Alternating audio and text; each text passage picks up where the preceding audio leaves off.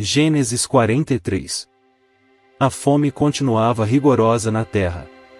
Assim, quando acabou todo o trigo que os filhos de Jacó tinham trazido do Egito, seu pai lhes disse: Voltem e comprem um pouco mais de comida para nós. Mas Judá lhe disse: O homem nos advertiu severamente. Não voltem à minha presença, a não ser que tragam o seu irmão. Se enviares o nosso irmão conosco, desceremos e compraremos comida para ti. Mas, se não o enviares conosco, não iremos, porque foi assim que o homem falou. Não voltem à minha presença, a não ser que tragam o seu irmão. Israel perguntou: Por que me causaram esse mal, contando aquele homem que tinha um outro irmão? E lhe responderam: Ele nos interrogou sobre nós e sobre nossa família. E também nos perguntou: O pai de vocês ainda está vivo? Vocês têm outro irmão? Nós simplesmente respondemos ao que ele nos perguntou. Como poderíamos saber que ele exigiria que levássemos o nosso irmão?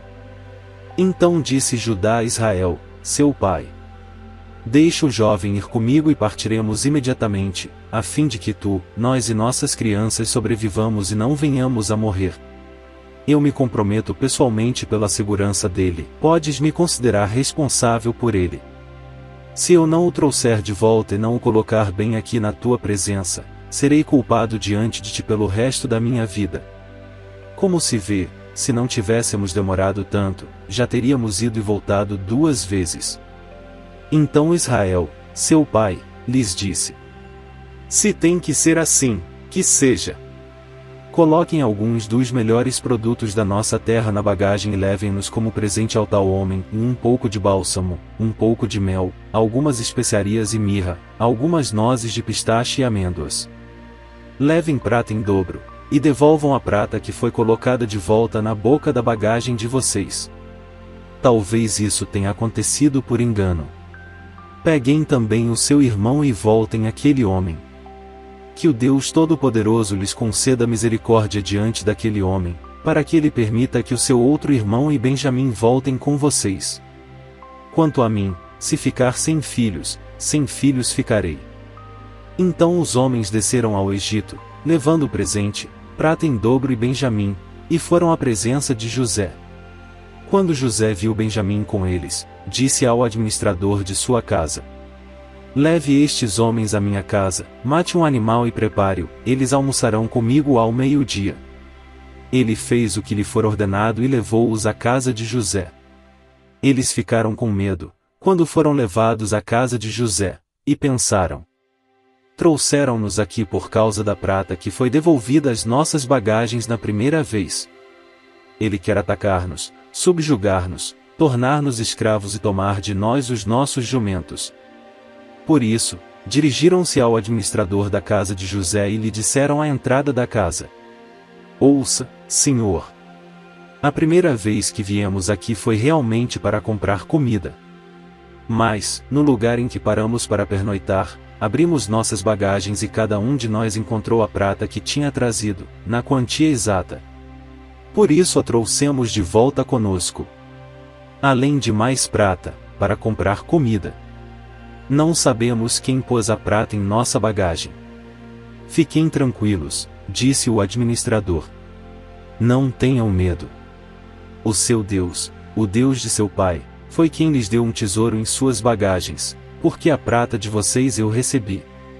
Então soltou Simeão e o levou à presença deles. Em seguida, os levou à casa de José, deu-lhes água para lavarem os pés e forragem para os seus jumentos. Eles então prepararam o presente para a chegada de José ao meio-dia, porque ficaram sabendo que iriam almoçar ali. Quando José chegou, eles o presentearam com o que tinham trazido e curvaram-se diante dele até o chão. Ele então lhes perguntou como passavam e disse em seguida: Como vai o pai de vocês, o homem idoso de quem me falaram? Ainda está vivo?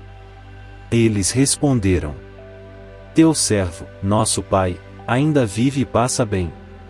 E se curvaram para prestar-lhe honra. Olhando ao redor e vendo seu irmão Benjamim, filho de sua mãe, José perguntou: É este o irmão caçula de quem me falaram? E acrescentou: Deus lhe conceda graça, meu filho. Profundamente emocionado por causa de seu irmão, José apressou-se em sair à procura de um lugar para chorar, e, entrando em seu quarto, chorou. Depois de lavar o rosto, saiu e, controlando-se, disse: Sirvam a comida. Serviram a ele em separado dos seus irmãos e também dos egípcios que comiam com ele, porque os egípcios não podiam comer com os hebreus, pois isso era sacrilégio para eles. Seus irmãos foram colocados à mesa perante ele por ordem de idade, do mais velho ao mais moço, e olhavam perplexos uns para os outros. Então lhes serviram da comida da mesa de José, e a porção de Benjamim era 5 vezes maior que a dos outros. E eles festejaram e beberam à vontade. Gênesis 44. José deu as seguintes ordens ao administrador de sua casa: Encha as bagagens desses homens com todo o mantimento que puderem carregar e coloque a prata de cada um na boca de sua bagagem. Depois coloque a minha taça, a taça de prata, na boca da bagagem do caçula, junto com a prata paga pelo trigo. E ele fez tudo conforme as ordens de José. Assim que despontou a manhã, despediram os homens com os seus jumentos. Ainda não tinham se afastado da cidade, quando José disse ao administrador de sua casa: Vá atrás daqueles homens, e quando os alcançar, diga-lhes: Por que retribuíram o bem com o mal? Não é esta taça que o meu senhor usa para beber e para fazer adivinhações? Vocês cometeram grande maldade. Quando ele os alcançou, repetiu-lhes essas palavras.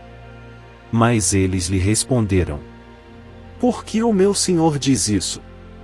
Longe dos seus servos fazer tal coisa.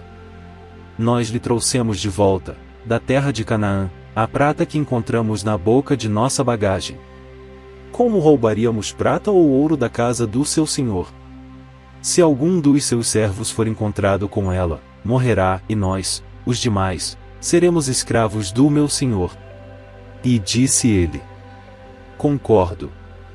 Somente quem for encontrado com ela será meu escravo, os demais estarão livres. Cada um deles descarregou depressa a sua bagagem e abriu-a.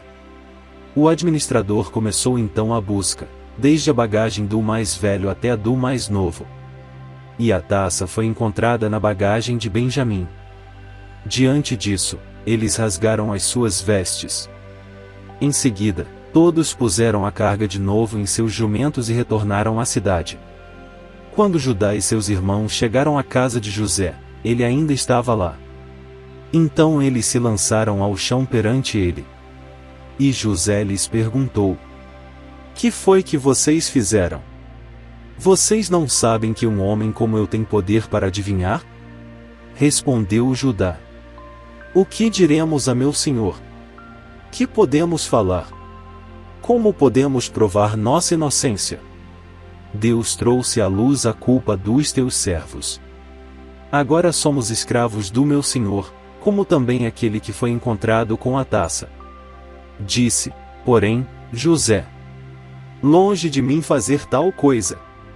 Somente aquele que foi encontrado com a taça será meu escravo. Os demais podem voltar em paz para a casa do seu pai. Então Judá dirigiu-se a ele, dizendo: Por favor, meu senhor, permite-me dizer-te uma palavra. Não se acenda a tua ira contra o teu servo, embora sejas igual ao próprio faraó. Meu senhor perguntou a estes seus servos se ainda tínhamos pai e algum outro irmão. E nós respondemos: Temos um pai já idoso, cujo filho caçula nasceu-lhe em sua velhice. O irmão deste já morreu, e ele é o único filho da mesma mãe que restou, e seu pai o ama muito. Então disseste a teus servos que o trouxessem a ti para que os teus olhos pudessem vê-lo. E nós respondemos a meu senhor que o jovem não poderia deixar seu pai, pois, caso fizesse, seu pai morreria. Todavia disseste a teus servos que, se o nosso irmão caçula não viesse conosco, nunca mais veríamos a tua face. Quando voltamos a teu servo, a meu pai, contamos-lhe o que o meu senhor tinha dito. quando nosso pai nos mandou voltar para comprar um pouco mais de comida. Nós lhe dissemos: só poderemos voltar para lá, se o nosso irmão caçula for conosco. Pois não poderemos ver a face daquele homem, a não ser que o nosso irmão caçula esteja conosco. Teu servo, meu pai, nos disse então: vocês sabem que minha mulher me deu apenas 2 filhos. Um deles se foi, e eu disse: com certeza foi despedaçado. E, até hoje, nunca mais o vi. Se agora vocês também levarem este de mim, e algum mal lhe acontecer, a tristeza que me causarão fará com que os meus cabelos brancos desçam à sepultura. Agora, pois, se eu voltar a teu servo, a meu pai, sem levar o jovem conosco, logo que meu pai, que é tão apegado a ele, perceber que o jovem não está conosco, morrerá. Teus servos farão seu velho pai descer seus cabelos brancos à sepultura com tristeza.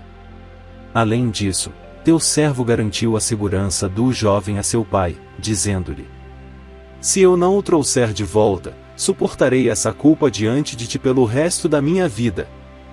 Por isso agora te peço, por favor, deixa o teu servo ficar como escravo do meu senhor no lugar do jovem e permite que ele volte com os seus irmãos. Como poderei eu voltar a meu pai sem levar o jovem comigo? Não. Não posso ver o mal que sobreviria a meu pai.